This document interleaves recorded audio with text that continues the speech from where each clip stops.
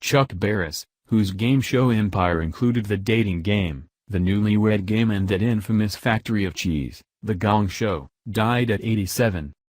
Barris died of natural causes Tuesday afternoon at his home in Palisades, New York, according to publicist Paul Shefrin. Decades before shows such as American Idol and America's Got Talent came along, Barris put everyday people who did not mind exposing their vulnerabilities or answering embarrassing questions before the cameras. He made game show history right off the bat, in 1966, with The Dating Game, hosted by Jim Lang.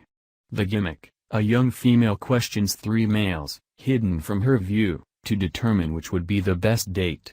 Sometimes the process was switched, with a male questioning three females. But in all cases the questions were designed by the show's writers to elicit sexy answers. Celebrities and future celebrities who appeared as contestants included Michael Jackson, Arnold Schwarzenegger, Steve Martin and a pre-Charlie's Angels Farrah Fawcett, introduced as an accomplished artist and sculptress with a dream to open her own gallery. After the show became a hit on both daytime and nighttime TV, the Barris machine accelerated. New products included the Newlywed Game, the Parent Game, the Family Game and even the Game Game. At one point Barris was supplying the television networks with 27 hours of entertainment a week, mostly in 5 days a week daytime game shows. The grinning, curly-haired Barris became a familiar face as creator and host of The Gong Show, which aired from 1976 to 1980. Patterned after the Major Beau's amateur hour show that was a radio hit in the 1930s, the program featured performers who had peculiar talents and, often, no talent at all. When the latter appeared on the show, Barris would strike an oversized gong, the show's equivalent of vaudeville's hook. The victims would then be mercilessly berated by the manic Barris, with a hat often yanked down over his eyes and ears, and a crew of second-tier celebrities. When I started out I was trying to find good talent but all I found was bad talent, so I said let's do a show with bad talent, Barris said in a 2009 interview with the NPR show Wait, Don't Tell Me. I always thought the people who did my shows, the contestants, were having the time of their lives. Occasionally, someone would actually launch a successful career through the show. One example was the late country musician Boxcar Willie, who was a 1977 Gong Show winner. Barris called himself the king of daytime television, but to critics he was the king of schlock or the baron of bad taste. The media mocked him and accused him of exploiting his contestants.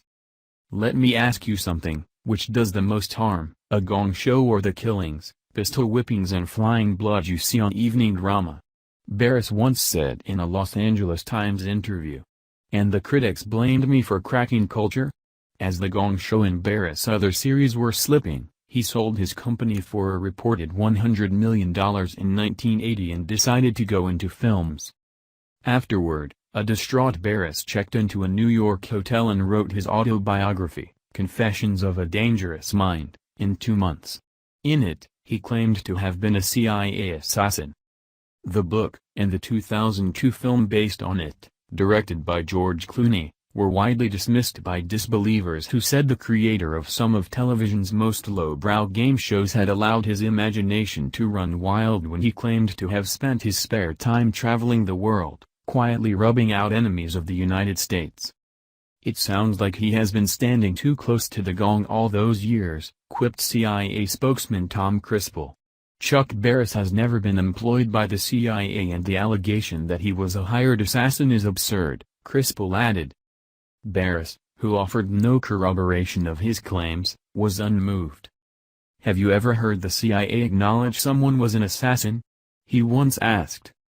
Seeking escape from the Hollywood rat race, he moved to a villa in the south of France in the 1980s with his girlfriend and future second wife, Robin Altman, and made only infrequent returns to his old haunts over the next 2 decades.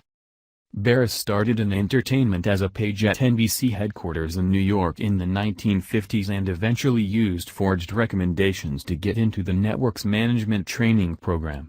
He later found work at ABC, where he persuaded his bosses to let him open a Hollywood office, from which he launched his game show empire. He also had success in the music world. He wrote the 1962 hit record Palisades Park, which was recorded by Freddie Cannon. Barris's first marriage, to Lynn Levy, ended in divorce. Their daughter, Della, died of a drug overdose in 1998. He married his third wife, Mary, in 2000.